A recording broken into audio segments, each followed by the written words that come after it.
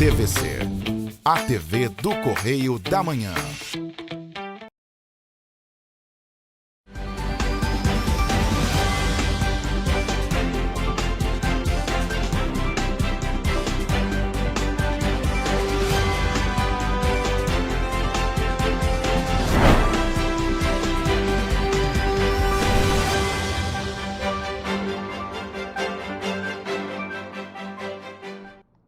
Olá, começa agora mais um Correio Petropolitano na TV, primeira edição. Eu sou Gabriel Toledo e estamos ao vivo dos estúdios da TV Correio da Manhã em Petrópolis, trazendo as principais notícias da região. Hoje é 3 de março e você vai ver a seguir. O Tribunal de Justiça do Estado do Rio de Janeiro encerra intervenção no SERRAC, mas mantém bloqueio parcial de verbas da Prefeitura de Petrópolis. Defensorias pede recomendações para reforçar a segurança de pedestres em Petrópolis. Rio de Janeiro abre 4.500 vagas para ampliação da carga horária de professores. Participantes do Enem 2025 já podem solicitar o certificado digital de conclusão do ensino médio. Agora, no Correio Petropolitano na TV, primeira edição.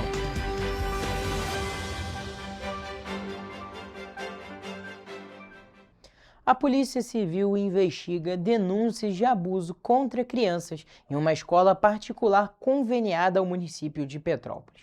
O caso foi registrado na 106ª Delegacia de Polícia em Itaipava e corre sob segredo de justiça por envolver menores de idade. De acordo com a 106ª Delegacia de Polícia em Itaipava, foram registradas 4 ocorrências sobre o caso na delegacia. Ainda segundo a polícia, uma das crianças teria revelado o nome de um suposto autor. Diante disso, a nossa equipe entrou em contato com a Prefeitura de Petrópolis, por se tratar de uma escola conveniada ao município. E a Prefeitura respondeu em nota que os alunos e funcionários citados não pertencem à rede municipal, mas que acompanha o caso justamente por se tratar de uma escola conveniada.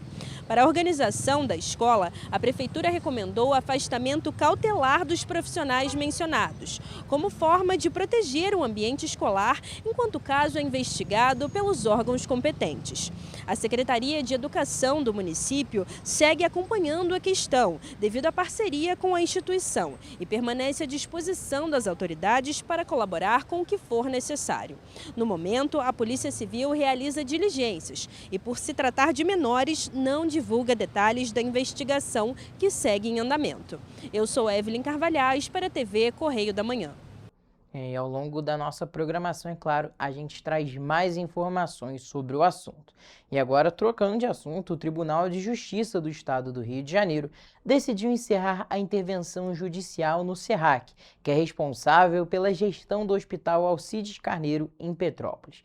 Apesar disso, parte das verbas da Prefeitura seguirá bloqueada para assegurar o funcionamento da unidade de saúde. A decisão foi tomada pela primeira Câmara de Direito Público ao julgar um recurso da Prefeitura contra a determinação da 4ª Vara Civil. Em novembro de 2025, a Justiça havia decretado intervenção por 90 dias e bloqueio de cerca de 44 milhões de reais, após uma ação do Ministério Público do Estado do Rio de Janeiro que apontou atrasos em repasses, dívida superior a 24 milhões de reais, risco de paralisação de cirurgias e falta de insumos no hospital. O relator do caso e desembargador Paulo Assed Stefan entendeu que não há provas de fraude ou desvio de recursos e que a intervenção direta é uma medida extrema. Segundo ele, o judiciário pode agir quando há risco ao direito à saúde, mas deve respeitar os limites orçamentários e a autonomia entre os poderes. Com isso, o tribunal determinou o fim da intervenção e a volta do gestor à administração do SERRAC, mantendo apenas o bloqueio de verbas não vinculadas e que não sejam destinadas a áreas obrigatórias, como educação e previdência. Vale ressaltar ainda que o SERRAC não será obrigado a devolver valores já utilizados para pagamento de despesas consideradas urgentes. Diante disso, a Prefeitura terá 15 dias para informar as contas que poderão sofrer retenção. Já o município informou que ainda não foi notificado oficialmente, mas afirmou que vem trabalhando para regularizar os débitos. A Defensoria Pública do Estado do Rio de Janeiro expediu uma recomendação para o município de Petrópolis, solicitando providências imediatas para reorganizar o tráfego de veículos. O documento ainda cobra a ampliação da proteção de quem circula a pé, sobretudo os idosos.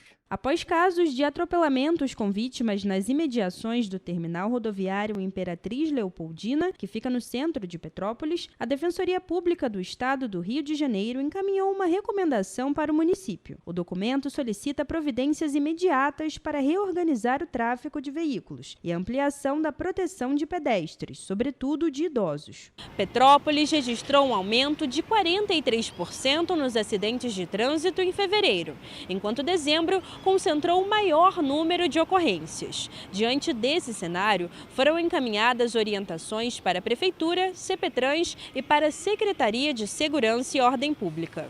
Deve ser enaltecido que a Rua Paulo Barbosa, além de ter um grande fluxo de pessoas em razão do comércio, dos bancos ali situados, temos no entorno 4 instituições escolares com muitas crianças e adolescentes circulando.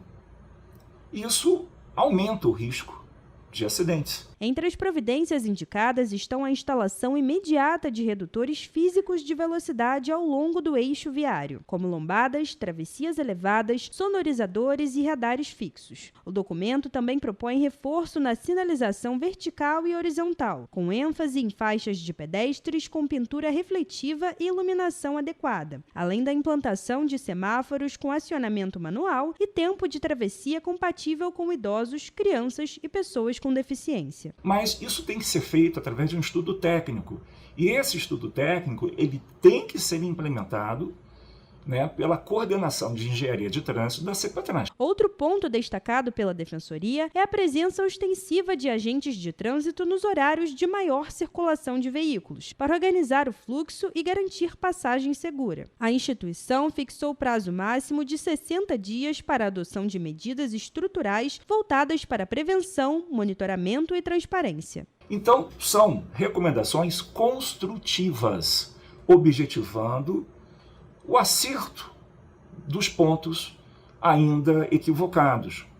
E essa medida adotada pela Defensoria, ela objetiva não judicializar, não transformar em ação judicial. Entre as medidas estão o mapeamento técnico de pontos críticos, a criação de sistema público de dados abertos com divulgação periódica de indicadores e mapa georreferenciado, além da apresentação de cronograma detalhado das intervenções, com previsão orçamentária e etapas de execução.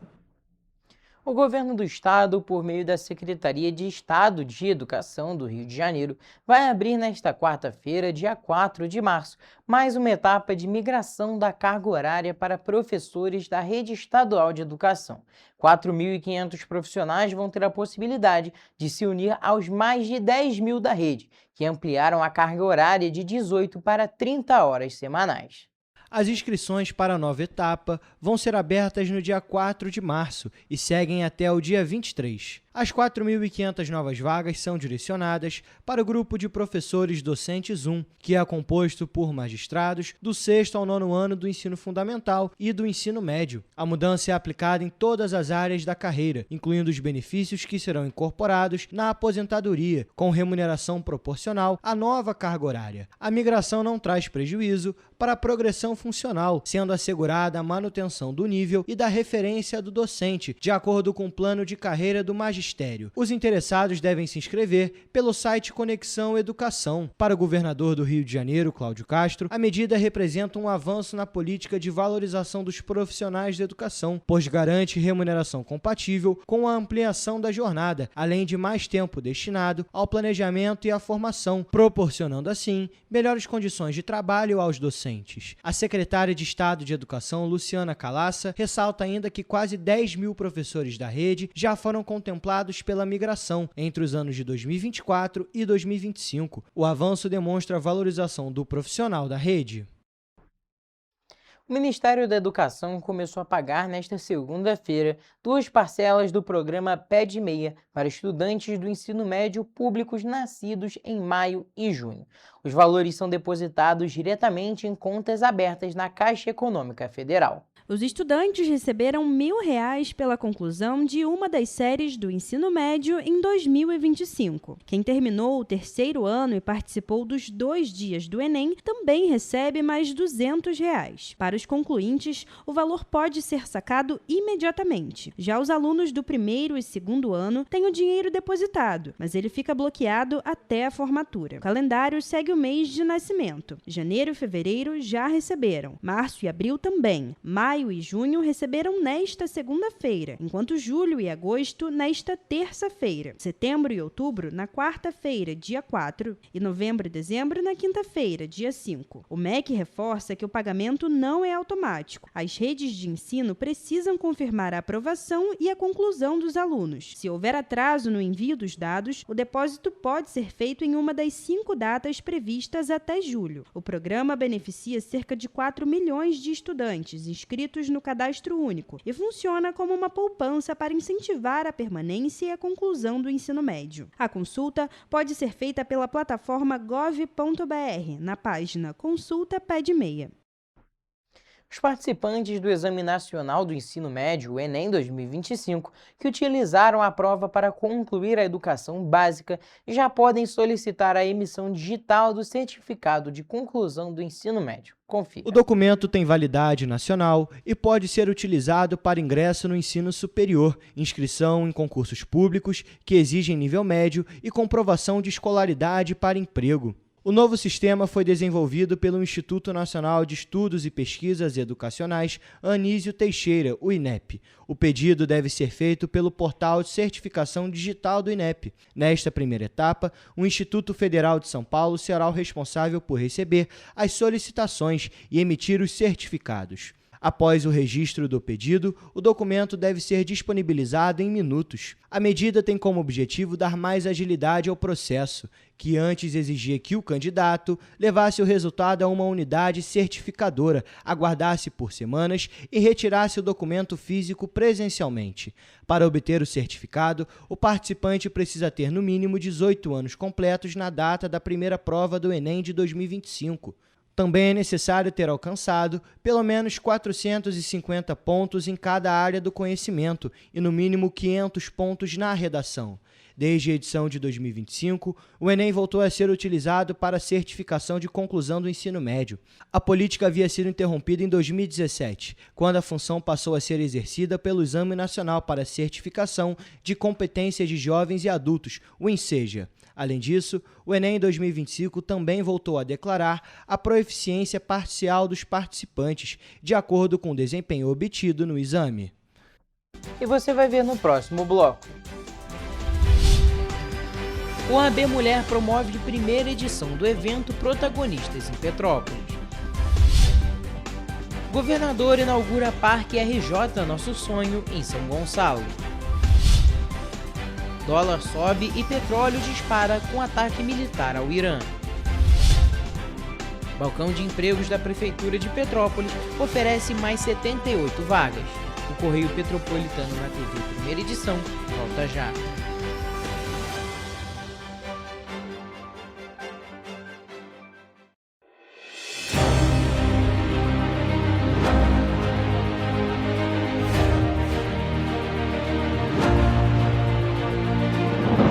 Não é jornalismo de direita, é jornalismo direito. Correio Petropolitano. Tudo que seu jornal não deveria ter deixado de ser. Todos os dias, em uma banca perto de você.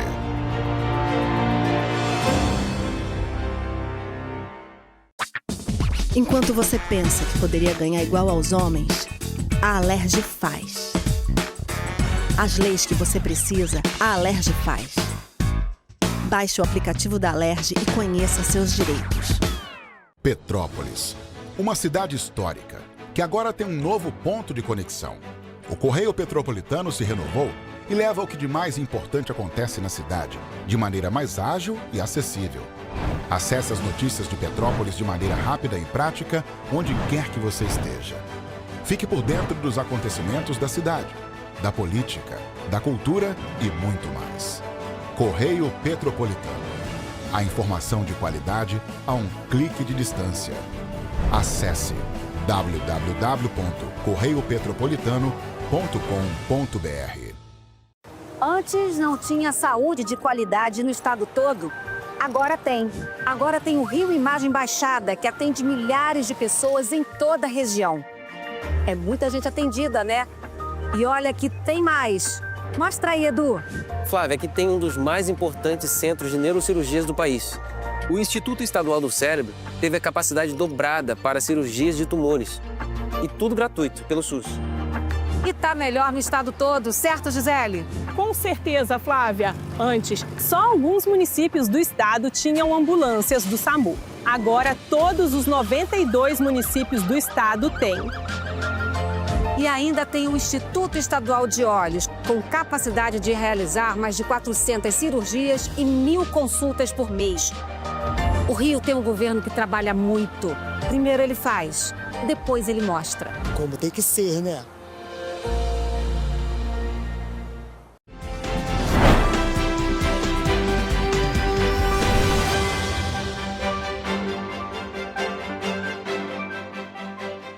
Estamos de volta. E a primeira edição do Protagonistas já tem data marcada. O evento, feito por elas e para elas, é promovido pela OAB Mulher e será realizado entre os dias 6 e 8 de março, em comemoração ao Dia Internacional das Mulheres. A programação promete reunir profissionais em um fim de semana especial de conhecimento, conexão e fortalecimento, voltado à atualização jurídica e ao protagonismo feminino na advocacia. A abertura oficial da primeira edição do Protagonistas vai ser realizada no dia 6 de março, às 7 horas da noite, na Faculdade de Medicina de Petrópolis. Já no dia 7, sábado, a programação segue no mesmo local, mas das 9 horas da manhã às 7 da noite, com palestras sobre temas atuais do direito, apresentação de peça teatral e coffee break. É um evento que convida nós mulheres para ter um momento, um espaço de fala, um espaço de cuidado e um espaço de atividade jurídica, ou seja, a gente vai ter a possibilidade de fortalecer os nossos conhecimentos jurídicos também durante o evento que vai ser realizado em 3 dias. Por fim, no dia 8 de março, próximo domingo, é a data de celebração do Dia Internacional da Mulher. Por isso, o encerramento vai ser em clima de confraternização, reunindo as participantes em um momento de integração e troca de experiências. Além da programação principal, o evento também apresenta painéis sobre temas sensíveis e atuais, como violência doméstica, um assunto que ganha ainda mais importância diante do aumento dos casos no país. A programação inclui debates sobre racismo, direito tributário e direito de família, com questões como pensão e divórcio, sempre com profissionais habilitados e preparados para orientar o público. E a violência, ela não tem idade, ela não tem profissão. A violência ela acontece a qualquer momento. Mulheres fortes, até de conduta e profissão, né, assim, bem estruturada, sofrem a violência. Então, a gente quer trazer esse tema, quer divulgar, quer mostrar, quer ensinar ao público. O encerramento será na Locanda da Ipiranga, com almoço especial, vivência de constelação familiar, bate-papo com psicóloga, apresentação teatral e sorteio de brindes. As inscrições podem ser feitas por meio da plataforma Simpla. A proposta é fortalecer a advocacia feminina, ampliar o acesso à informação e reforçar o protagonismo de mulheres que, historicamente, enfrentam desafios para ocupar seus espaços na sociedade. Então, convido todos vocês, caso tenham interesse, é só vocês acessarem a página do Instagram OAB Mulher, que lá tem um link de inscrição. Então, sejam bem-vindos, estão todos convidados e será um prazer enorme receber vocês nesse evento. E agora, trocando de assunto, Petrópolis tem mais 78 vagas de emprego disponíveis para esta semana em diferentes funções e categorias. As oportunidades são válidas até sexta-feira. A Prefeitura de Petrópolis, por meio do Balcão de Empregos, está oferecendo 78 oportunidades de emprego até sexta-feira, dia 6 de março.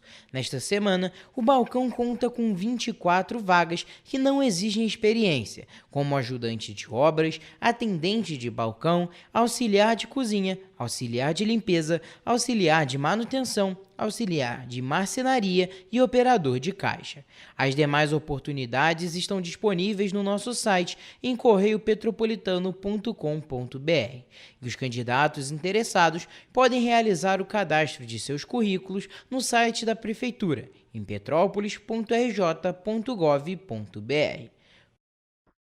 E ainda nesse assunto, a Secretaria de Estado de Trabalho e Renda divulgou nesta semana 673 vagas de emprego formal, captadas por meio do Sistema Nacional de Emprego. As oportunidades são nas regiões Metropolitana, Serrana e Médio Paraíba. Desse total, 118 são exclusivamente para pessoas com deficiência. Na região metropolitana estão concentradas 68,4% das vagas, com 460 posições, sendo as 118 de PCD. Para esse público, destacam-se oportunidades para ajudante de encanador, carpinteiro e ladrilheiro, com salários até R$ 3.242. Essa mesma remuneração é oferecida também para vagas de ampla concorrência, como auxiliar administrativo, babá, doméstica e motorista de carro. Para quem busca emprego na região do Médio Paraíba, há 57 oportunidades, com salário médio de R$ 3.242. Já na região serrana, a captação de vagas reuniu 156 posições em Teresópolis, entre vagas para garçom, operador de caixa e caixa de loja. A remuneração média é de R$ 1.621 e é necessário ter experiência anterior. De acordo com o Observatório do Trabalho da Secretaria de Estado de Trabalho e Renda, as vagas de emprego normal disponibilizadas estão distribuídas pelos setores de serviços e comércio. Boa parte dos empregadores pede o ensino fundamental completo, oferece de 1 a 2 salários mínimos e exige experiência anterior. A Secretaria lembra que é importante manter cadastro e currículos atualizados no Sistema Nacional de Emprego. Para se inscrever ou atualizar o cadastro, é necessário ir a uma unidade do Cine, levando os documentos de identificação civil, carteira de trabalho, PIS, PASEP, NIT, NIS e CPF. O endereço das unidades e os detalhes de todas as vagas oferecidas podem ser encontrados no painel interativo de vagas, no site da Secretaria de Trabalho e Renda. Uma parceria entre a Secretaria de Estado de Trabalho e Renda e as instituições Fundação Moody's e CIE resultou na oferta de estágios para diferentes níveis de escolaridade, além de oportunidades para jovem aprendiz. A Fundação Moody's oferece nesta semana 238 vagas de estágio nos níveis superior, médio e técnico. E para se candidatar, basta acessar moodys.org.br. Já o CIE oferece 1.603 oportunidades de estágio para diferentes níveis de escolaridade e oportunidades para jovem aprendiz. Informações mais detalhadas podem ser obtidas em cie.org.br. O governador Cláudio Castro inaugurou no último domingo o Parque RJ Nosso Sonho em São Gonçalo, um novo espaço de lazer, convivência e valorização cultural para a população gonçalense e do leste fluminense. O espaço foi construído no terreno do antigo Piscinão de São Gonçalo, no Boa Vista. O novo espaço foi aberto durante um evento que contou com programação especial, que reuniu música, cultura e celebração popular. Planejado para atender São Gonçalo e toda a região metropolitana, o Parque RJ Nosso Sonho vai beneficiar mais de 1,8 milhão de pessoas, ampliando o acesso da população a equipamentos públicos de lazer, esporte e cultura. A gente transforma isso aqui no que a gente acredita que é o Rio de Janeiro. O Rio de Janeiro é um local de potencialidade. O Rio de Janeiro é um estado que está voltando a devolver para o cidadão aquilo que é dele. aquilo que nunca deveria ter sido tirado. O espaço foi transformado em um complexo multifuncional que reúne anfiteatro com capacidade para 15 mil pessoas, pista de atletismo, skate park, quadras esportivas, parcão, academia ao ar livre, espaço kids e cascata para banho. O parque conta ainda com um sistema sustentável de reuso de água, com reservatórios que somam quase 900 mil metros cúbicos. Estrutura que vai gerar ao todo aproximadamente 100 empregos de forma direta ou indireta. Hoje o Rio de Janeiro vive outra perspectiva, voltando a liderar o país em geração de emprego, em abertura de empresa, em governança digital e agora em turismo. Ano passado, o maior ano da história do turismo. E agora fazendo entregas super significativas. O novo parque ocupa uma área de mais de 35 mil metros quadrados e recebeu um investimento de 53 milhões do governo do estado, incluindo recursos do Fundo Estadual de Conservação Ambiental e Desenvolvimento Urbano, da Secretaria de Estado do Meio Ambiente e Sustentabilidade. Para tirar esse sonho do papel parecia impossível, parecia de verdade impossível. Quem chegou aqui naquela época e viu a maquete, não podia imaginar que aquela maquete se tornaria realidade. Parque RJ Nosso Sonho já está aberto para o público de São Gonçalo e com horário de funcionamento de terça a domingo, das 6 horas da manhã até as 10 horas da noite. Esse espaço representa um marco no apoio para os moradores da região e também está alinhada com os Objetivos de Desenvolvimento Sustentável da ONU, previstos na Agenda 2030. Agora a gente fala sobre economia, porque o preço do petróleo e do dólar no mercado internacional dispararam na manhã de segunda-feira, primeiro dia útil após a ofensiva militar dos Estados Unidos e de Israel contra o Irã, que tem como saldo a morte de ao menos centenas de pessoas, incluindo o líder supremo do país, o Ayatollah Ali Khamenei, e outras autoridades do primeiro escalão. A moeda americana apresentou uma alta de aproximadamente 1%, enquanto a matéria-prima registrou alta de aproximadamente 7%. O dólar também apresentou alta nesta segunda-feira, interrompendo uma trajetória de queda das últimas semanas, quando atingiu o menor valor em 21 meses. Pouco depois de meio-dia, a cotação da moeda estrangeira beirava R$ 5,20, alta perto de 1%. Otávio Oliveira, do Daycoval, explica que em um primeiro momento ocorre um movimento chamado de fuga do risco, quando investidores migram de recursos de países emergentes, considerados investimento de risco, para economias mais consolidadas. Quando uma moeda é muito procurada, o preço dela sobe. O inverso acontece quando uma moeda é muito vendida. No lado do petróleo, pouco depois do meio-dia, o contrato do futuro tipo Brent, uma das referências globais da matéria-prima, estava sendo negociado em Londres perto de $79 o barril, o que representa alta de cerca de 7,6%. No Brasil, pouco antes de 1h da tarde, as ações da Petrobras negociavam na B3 a R$ 44,39, alta de quase 4%. De acordo com analistas, a alta do petróleo reflete a preocupação com a situação do Estreito de Hormuz. A passagem marítima fica ao sul do Irã e liga os golfos Pérsico ou de Omã, e é da principal rota global para o transporte do petróleo vindo do Irã, Arábia Saudita e Iraque. Por lá, passam cerca de 20% da produção mundial de petróleo e gás. O Ministério da Educação divulgou nesta segunda-feira o resultado da segunda chamada do programa Universidade para Todos do primeiro semestre de 2026. A lista pode ser consultada no Portal Único de Acesso ao Ensino Superior, na aba do ProUni. É preciso fazer login da plataforma gov.br.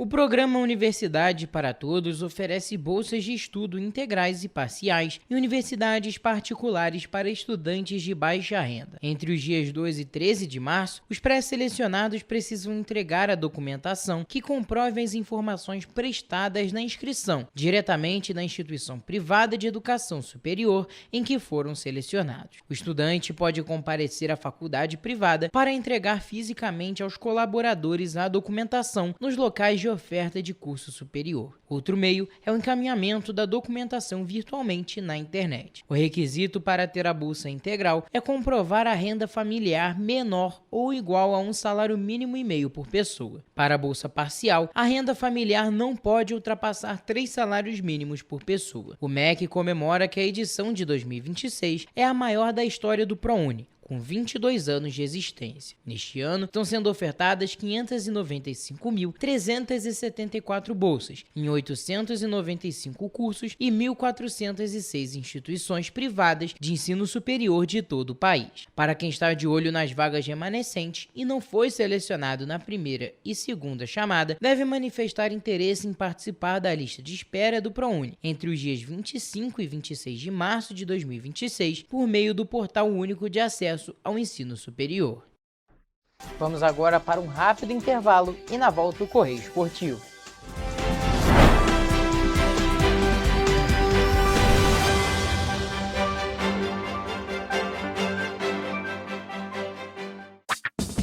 Enquanto você acha que alguma coisa deveria ser feita contra o racismo, a Alerj faz. As leis que você precisa, a Alerj faz.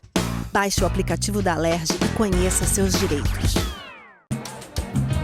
O estado do Rio de Janeiro é, com certeza, um estado de inspiração. Eu sou mais RJ. E você? Sou mais cultura. Sou mais emprego. Resultado de exames. Sou mais serviços. Sou mais segurança, com maior apreensão de armas, mais polícia nas ruas e planejamento para grandes eventos. O Rio de Janeiro está em alta. Para onde você olha, tem mudança acontecendo. O Rio de Janeiro é líder em óleo e gás. Temos o maior centro de diagnóstico da América Latina. Todo mundo sabe. Que orgulho viver aqui. Somos o estado que não para de crescer. Governo do estado do Rio de Janeiro. O trabalho não para. É todo dia e é de todos. Petrópolis, uma cidade histórica que agora tem um novo ponto de conexão. O Correio Petropolitano se renovou e leva o que de mais importante acontece na cidade, de maneira mais ágil e acessível. Acesse as notícias de Petrópolis de maneira rápida e prática, onde quer que você esteja. Fique por dentro dos acontecimentos da cidade, da política, da cultura e muito mais. Correio Petropolitano. A informação de qualidade a um clique de distância. Acesse www.correiopetropolitano.com.br.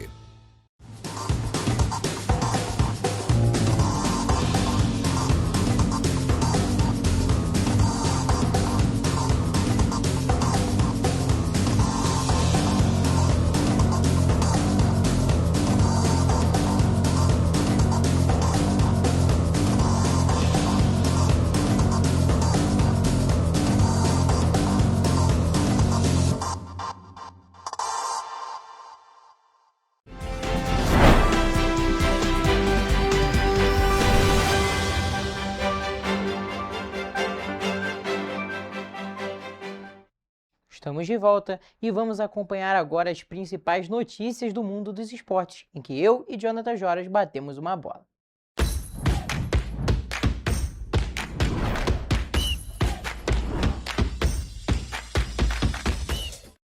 Olá, e começa agora mais uma edição do Correio Esportivo, o momento de focar em esportes aqui na TV Correio da Manhã. E na edição de hoje a gente vai focar em basquete, tênis e, é claro, muito futebol. E começamos pela grande notícia do dia. Felipe Luiz não é mais treinador do Flamengo. O clube anunciou poucas horas após a vitória por 8-0 contra o Madureira pelo jogo de volta do Campeonato Carioca. O treinador teve o pior início de temporada dos últimos 10 anos, com a perda dos títulos da Supercopa do Brasil para o Corinthians e da Recopa Sul-Americana para o Lanús da Argentina. E Felipe Luiz teve um aproveitamento de quase 70%. Sendo 101 jogos, 23 empates e apenas 15 derrotas. O ex-lateral esquerdo do Flamengo sai como o segundo técnico mais vitorioso da história, empatado com Jorge Jesus e Flávio Costa. Ele conquistou 5 títulos, sendo a Copa do Brasil de 2024, a Supercopa de 2025, Carioca de 2025, Brasileirão também de 25 e a Libertadores também do mesmo ano. Toledo, eu acho que a diretoria do Flamengo se precipitou. Com certeza, Jonathan. Foi uma notícia que, cara, pegou todo mundo de surpresa, como a gente conversou aqui em off também. Até o Felipe Luiz foi pego de surpresa com essa notícia, porque apenas 30 segundos depois, ali após a coletiva de imprensa, o José Botto e o Felipe Luiz, José Botto, diretor de futebol do Flamengo, e o Felipe Luiz conversaram e chegaram nessa notícia que com certeza deixou todo mundo em choque. Afinal, o Flamengo estava em uma fase ruim? Estava, mas é um técnico muito vitorioso, muito promissor, e todo técnico tem seu momento ruim. A gente vê o Abel, eu acho que é o principal caso desse no Brasil. Teve seus lampejos ruins, no caso, pelo Palmeiras, mas não chegou a cair. Eu acho que realmente você deu um exemplo muito bom. O Abel Ferreira é um grande exemplo de consistência no trabalho e da diretoria acreditar no trabalho do técnico. E o Felipe Luiz, eu acho que ele tinha alguns problemas que não são de agora, já vem da temporada passada. É um treinador que demora muito para mexer, às vezes o time tá mal, tá perdendo, não tá jogando bem, e demora muito para mexer no time. E eu acho que ele é bom para escalar os 11 iniciais. Quando ele mexe no time, eu acho que ele não mexe bem. Ele demora para mexer e eu acho que ele mexe mal. É algo que eu vejo nele que tem essa questão. Eu acho que ele não... O campo, ele mostra muita coisa. E eu acho que ele demora a entender o que o campo mostra. Eu lembro que o Luiz Araújo era um jogador que sempre entrava bem no segundo tempo, no lugar de algum dos jogadores do Flamengo. E ele sempre jogava bem e nunca era titular. Sempre entrava no segundo tempo. Às vezes é aquele jogador de segundo tempo, que só rende mais no tempo final. Mas mesmo assim, era um jogador que estava pedindo passagem e mesmo assim o Felipe Luiz não dava oportunidade. Exatamente. Eu acho que o Plata, né, que costuma ser o titular, não sei se agora costumava, né? Não sei se a gente pode usar o passado, porque o Plata acabava sendo o titular por questões táticas do Felipe Luiz, porque o Plata é um jogador que apertava muito mais na marcação, é um jogador muito físico também, mas a técnica acabava que o Luiz Araújo sobressaía muito sobre ele. Mas assim, eu acho que no que a gente pode concluir sobre esse assunto o Flamengo tomou uma decisão muito precipitada, na hora errada, assim, porque foi no início da temporada ainda, uma decisão já no domingo contra o Fluminense, um jogo aí realmente importante, e um calendário muito apertado também. Tem jogos do Brasileiro e agora o Flamengo tem que pensar todo esse planejamento, buscar um novo técnico aí, porque não vai ser da base que o Flamengo vai tirar esse técnico igual foi o Felipe Luiz, que já tinha tudo para ser técnico e realmente foi um técnico muito vitorioso pelo Flamengo. Eu acho que tem uma outra coisa para a gente finalizar essa parte aqui do Flamengo, é que a gente, no Brasil, não é como na Europa, que os grandes times, eles praticamente ganham um título todo ano. O Flamengo é o time, na minha opinião, mais forte do Brasil em questão de elenco, tecnicamente. Até da América. Eu digo, porque o Brasil tem os melhores times, então automaticamente é o melhor da América.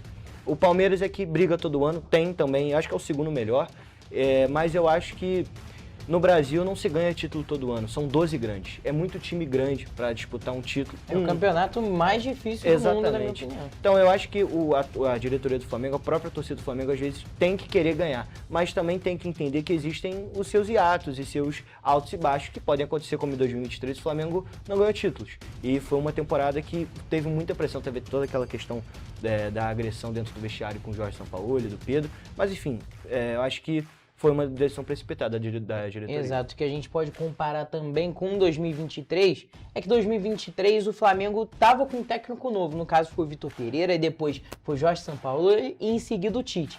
Nessa hora aí que você comentou da questão do vestiário, foi com o Sampaoli, mas o início da temporada com o Vitor Pereira foi muito ruim. O que a gente pode comparar é com a situação com o Dorival. Que foi verdade. O Dorival foi campeão da Copa do Brasil de 2023 e da Libertadores de 2023, e fazendo um trabalho muito bom. Só que no Brasileiro ele não estava tão bem e foi esse o motivo da diretoria do Flamengo ter demitido ele. Mas, com certeza, foi uma decisão muito precipitada do Flamengo. E o Renato Gaúcho recusou a segunda proposta para ser treinador do Vasco. O clube carioca havia feito uma oferta na parte da manhã de segunda-feira, que foi recusada, mas aumentou os valores posteriormente. No entanto, Renato negou a proposta novamente. E o Vasco recebeu sinal verde por parte do Renato, mas esbarrou nos valores pedidos pelo técnico. Ainda não houve sinal da diretoria se ela voltará a buscar Renato, mas ainda é o favorito. O Cruz Maltino também estava atrás de Arthur Jorge, ex-Botafogo, mas o português recebe um alto salário no Catar. Jonathan, uma situação que o Vasco acabou se metendo aí, muito, muito complicada, mas eu acho que no final das contas, essa foi uma demissão bem mais justa, comparando principalmente com o Felipe Luiz.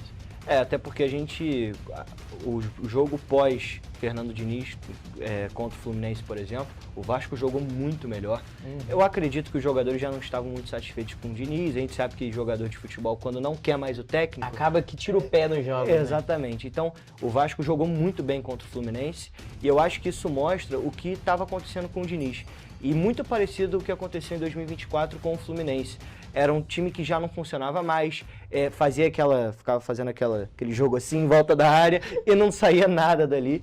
E eu acho que o Vasco tomou a decisão certa nesse caso, já era para ter tomado antes. Eu acho que o Diniz já não fazia um bom trabalho na Copa. Poderia ser no final da última temporada. Exatamente, para já começar o ano com um novo treinador e contratar jogadores que esse novo treinador pedir. Porque se vem o Arthur Jorge no início do ano, o Vasco já monta... O planejamento é ser outro. Exatamente, já monta um time que o Arthur Jorge precisa, que é um time um pouco mais de contra-ataque, um time mais ofensivo. Mas enfim, eu acho que eu ainda acho que o Renato Gaúcho é o melhor nome em questão financeira. O Arthur Jorge recebe um salário absurdo, mas eu acho que o Renato Gaúcho é o melhor nome. Exato, e é claro, a gente segue acompanhando toda essa novela de transferências, principalmente de treinadores, e a gente traz as principais movimentações aqui no Correio Esportivo. O Fluminense acertou 2 contratações já no fim da janela de transferências. O tricolor pagou $10 milhões para contratar o centroavante Rodrigo Castilho, que já desembarcou no Rio de Janeiro. O zagueiro colombiano Julián Milán também se tornou reforço do Fluminense e já está no Rio de Janeiro. Jonathan, com certeza o Rodrigo Castilho chega para suprir a principal deficiência do Fluminense nessa última temporada e também no início desse ano. Afinal, o Fluminense estava muito debilitado de centroavante. Eu acho que o Fluminense só tinha o John Kennedy, né? Porque o Cano tá machucado. E o John Kennedy acabou assumindo a titularidade ali por questões físicas do Germancano e porque estava fazendo um bom início de temporada, mas agora já nos últimos 3 jogos, pelo menos... uma titubeada. Já não tá jogando bem. Parece que ele tava com a 99, ele estava bem. Assumiu a camisa 9, ele sentiu. Mas eu acho que o Rodrigo Castilho é a contratação mais cara da história do Fluminense. Era o Canóbio, né, 6 milhões de euros, agora é o Rodrigo Castilho com $10 milhões. Esse zagueiro, ele era do Nacional do Uruguai, era um jogador muito querido pela torcida, a torcida lá não queria a saída dele, mas vamos ver, ele chega, na minha opinião, chega para ser titular no Fluminense. O Rodrigo Castilho, os torcedores flamenguistas têm pesadelos com ele, que afinal ele meteu 2 gols no Flamengo recentemente na disputa da Recopa. É um bom jogador. Eu vi, claro, assistindo o jogo da Recopa, dava pra ver que é um atacante bem típico, bem parecido com o Everaldo. Mas é claro, bem melhor. E que faz gol, né? E chuta pro gol, né? Exatamente. Mas aí o zagueiro, qual que é a sua opinião, Jonathan? Eu acho que ele, em relação comparado aos zagueiros que tem no Fluminense, eu acho que ele chega pra ser titular. Claro, eu não acompanho o Julián Milán lá no Nacional do Uruguai. Não é algo que eu não vejo campeonato uruguaio com tanta frequência. Mas eu acho que em relação a Freitas e Ignacio, eu acho que o Julián Milán chega para ser o titular. E o Botafogo enfrenta o Barcelona de Guayaquil nesta terça-feira pela ida da 3ª fase da pré-Libertadores. A bola rola a partir das 9h30 da noite no estádio Monumental Isidro Romero Carbo. O técnico Martin Anselmi encerrou a preparação do Alvinegro nesta segunda-feira, que logo partiu para Guayaquil. E agora, trocando de esporte e falando de basquete, o brasileiro Gui Santos renovou com o Golden State Warriors por mais 3 temporadas. O contrato prevê $5 milhões por ano e tem player option para 2028-2029. Cláusula que permite o próprio jogador decidir se vai permanecer no time no último ano de contrato. Gui Santos é o único brasileiro em atividade na NBA. Ele foi selecionado na posição de 55 pelos Warriors no draft geral de 2022. Titular nas últimas partidas, Gui Santos teve uma média de 15,3 pontos por jogo no mês de fevereiro, números que evidenciam sua evolução técnica e sua importância crescente dentro do elenco.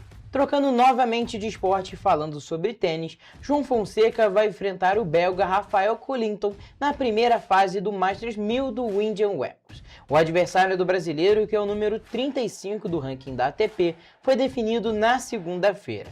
A chave principal da competição começa na quarta-feira, mas ainda sem datas e horários definidos para a primeira fase. João Fonseca enfrentou o belga na Copa Davis de 2024, quando o brasileiro venceu. Caso Fonseca vença, vai enfrentar o russo Karen Khachanov, número 16 do ranking. No lado feminino, Bia Haddad vai representar o Brasil e vai enfrentar a espanhola Jéssica Bouzas Maneiro, que está na posição de 50 no ranking da WTA. Já a Bia é a atual número 67 do mundo. Toledo, é muito importante a gente ter os brasileiros nos esportes. No caso do Gui Santos, é um jogador que foi draftado numa posição não muito boa no draft geral, e tendo uma valorização como essa no Golden State, a gente vê que os brasileiros eles se superam. É um marco dos brasileiros a superação. Com certeza, a gente acompanha principalmente nas Olimpíadas de Inverno, agora também no basquete, o Gui Santos se destacando, principalmente no tênis e buscando aquela idolatria em todos os esportes, não só o futebol, como a gente vê muito hoje em dia. Afinal, a gente tinha muitos jogadores, a gente tinha Guga no tênis, a gente tinha Oscar Schmidt no basquete, e é claro, é muito importante ter jogadores brasileiros em qualquer modalidade, afinal, eles representam a gente. Com certeza, a gente fica sempre muito feliz, e quando acontece uma vitória, uma conquista, a gente sempre fica muito emocionado. Mas, Toledo, a gente vai ter que encerrar por hoje aqui o Correio Esportivo, porque não dá mais tempo pra gente comentar mais. Claro que a gente queria falar muito mais de esporte aqui, mas por hoje é isso. Até a próxima. É isso, gente. Até.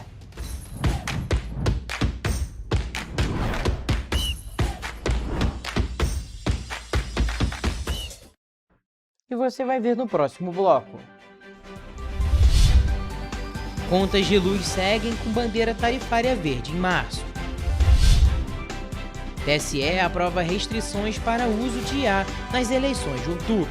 O Correio Petropolitano na TV primeira edição volta já.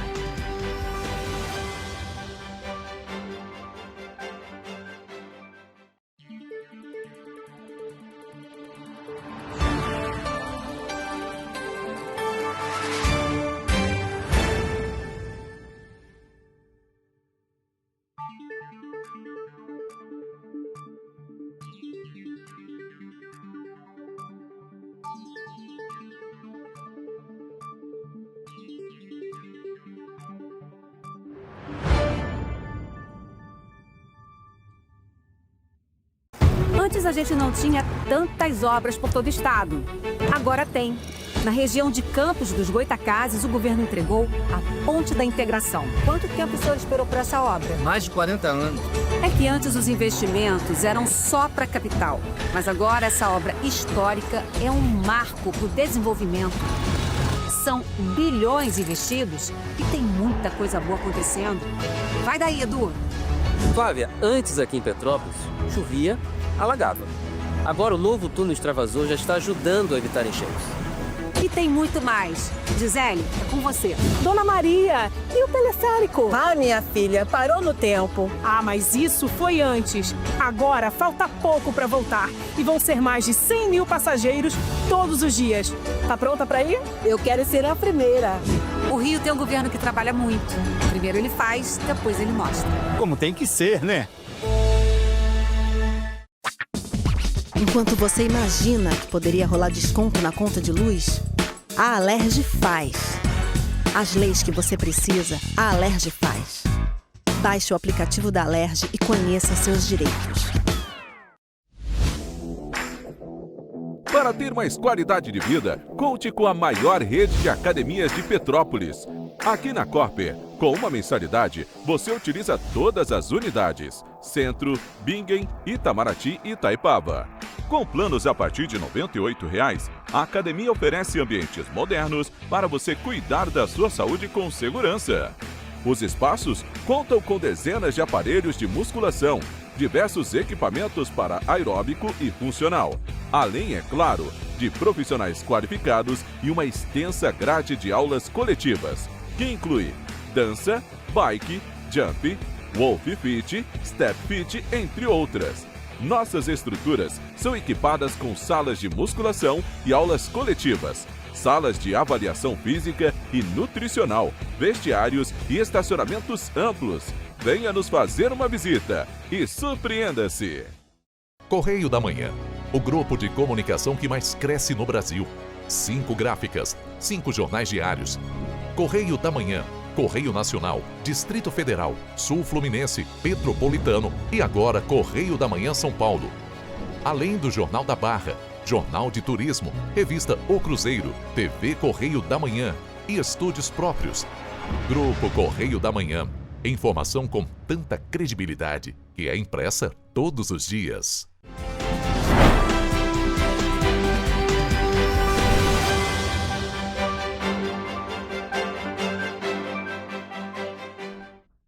estamos de volta. E a Agência Nacional de Energia Elétrica confirmou na última sexta-feira a manutenção da bandeira tarifária verde no mês de março. Esse é o terceiro mês consecutivo da bandeira no mesmo patamar, o que significa que não haverá cobrança de custos adicionais na fatura da energia elétrica do consumidor. De acordo com a ANEEL, houve um aumento no volume de chuvas em fevereiro e a consequente elevação do nível dos reservatórios, condições que favorecem a manutenção da bandeira verde. Pelo calendário divulgado pela agência reguladora, no dia 27 de março sairá a definição sobre a bandeira a ser aplicada em abril. Criado em 2015 pela ANEEL, o sistema de bandeiras tarifárias reflete os custos variáveis da geração de energia elétrica. Divididas em cores, as bandeiras indicam quanto está custando para o Sistema Interligado Nacional gerar a energia usada nas residências, em estabelecimentos comerciais e nas indústrias.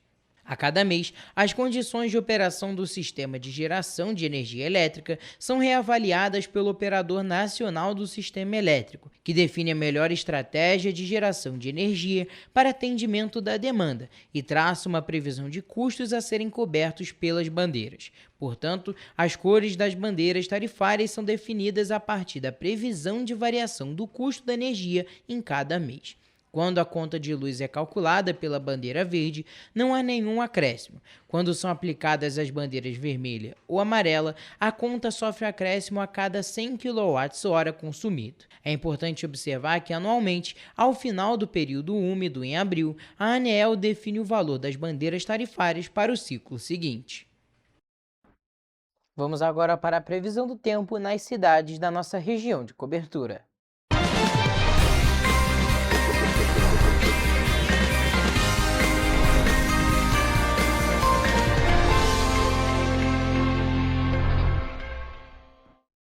A gente pode observar que nesse iniciozinho de semana, as temperaturas principalmente apresentaram uma queda em relação à última semana em que as temperaturas estavam um pouquinho com mais cara de verão. Mas eu já adianto que para amanhã a previsão também é que esse frio se mantenha e que deve chover principalmente em todas as cidades da nossa região de cobertura. Mas a gente começa a nossa previsão do tempo por Nova Friburgo. A quarta-feira na cidade vai ser de sol com algumas nuvens, mas tem possibilidade de chuva durante todo o dia e segue até a noite. Os termômetros variam entre a mínima de 16 e a máxima de 24 graus. Em Teresópolis, a previsão é de chuva durante toda a manhã e vai até a noite. Durante a tarde, o sol aparece e as temperaturas variam entre 17 e 24 graus. E em Petrópolis, a previsão é a mesma de Teresópolis, com a manhã e a noite chuvosas com pancadas de chuva à tarde. Em relação às temperaturas, podemos apontar uma queda comparado à última semana, principalmente nas cidades da região serrana. Na cidade imperial, as temperaturas variam entre 17 e 24 graus, assim como Teresópolis. Agora, partindo para a região centro-sul do estado, em Paraíba do Sul, a previsão é de chuva para todo o dia, com algumas aparições do sol. E as temperaturas ficam um pouco mais altas, variando entre 20 e 28 graus. Em 3 dias, o dia é parecido com Paraíba do Sul. Chove durante todo o dia, com algumas aparições do sol durante a tarde. As temperaturas também variam entre 20 e 28 graus. Ou seja, as temperaturas nas cidades da nossa região de cobertura, principalmente com destaque à região centro-sul do estado, um pouquinho mais elevadas comparadas à da região serrana. E assim a gente finaliza a nossa previsão do tempo.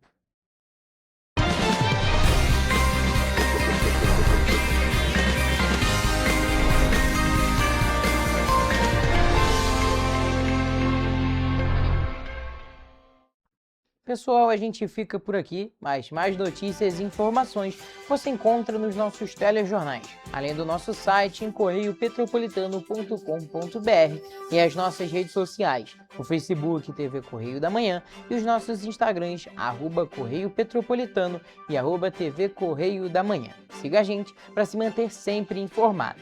E a participação de vocês através do envio de denúncias é muito importante. Essas denúncias podem ser enviadas através através do nosso e-mail tvccorreiodamanhã@gmail.com ou para o nosso WhatsApp no DDD 24 99248 3167. O Correio Petropolitano na TV Primeira Edição fica por aqui, mas amanhã a gente tá de volta. Eu espero por vocês a partir de 1h. Temos um encontro marcado. Até lá!